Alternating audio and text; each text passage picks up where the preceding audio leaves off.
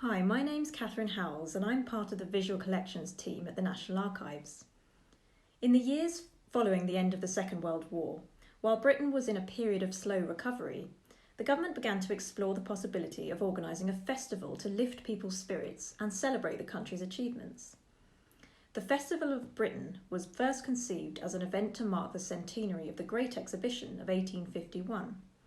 But instead of having an international scope, like a World's Fair, this new event focused on Britain and its people and the promotion of British achievements in science, technology, design and the arts.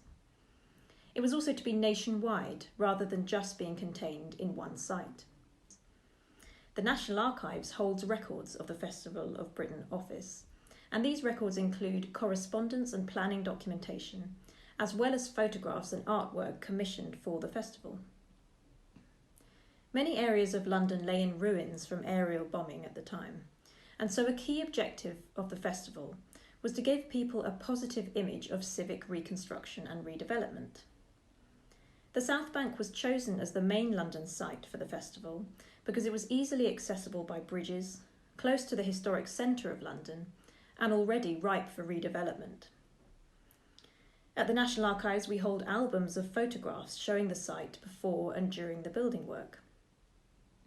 At the time, it was populated by slum dwellings and disused industrial buildings, including the Old Lion Brewery, which was built in the 1830s and stopped operating in 1931.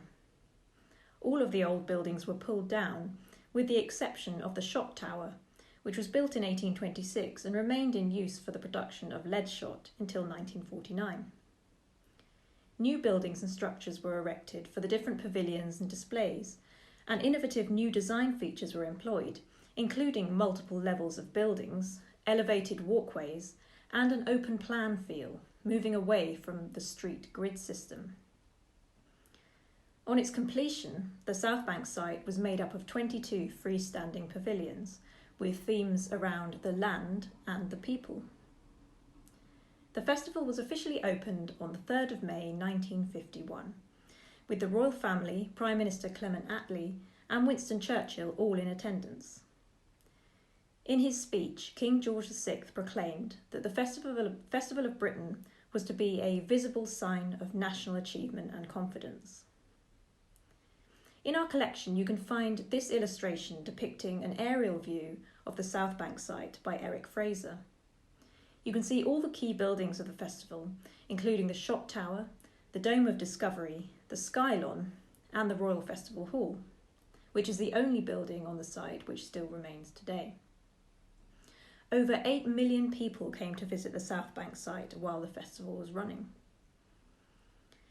The Dome of Discovery became perhaps the most iconic structure of the South Bank site.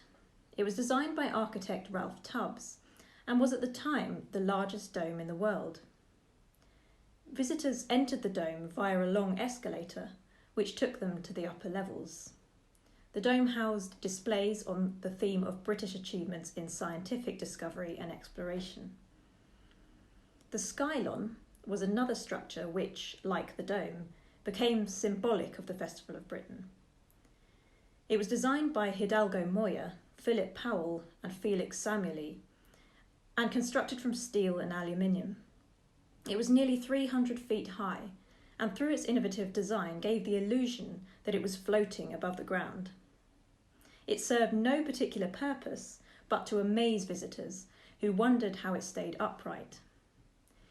Its seemingly miraculous structure was even used as a comic metaphor, as, like the British economy, it had no visible means of support. The Skylon was also lit from the inside with hundreds of light bulbs, so it could be seen from across London.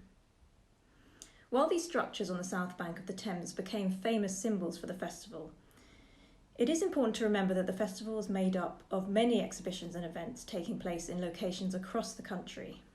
More than 1 in 3 Britons attended the festival in one of its locations, making it a genuinely national celebration.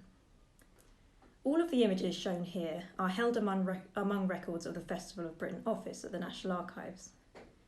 The hundreds of drawings, paintings and photographs offer us a window into a key moment in Britain's post-war recovery, as well as a fascinating insight into 1950s design, architecture and innovation. So from us all at the National Archives, a happy 70th anniversary to the Festival of Britain.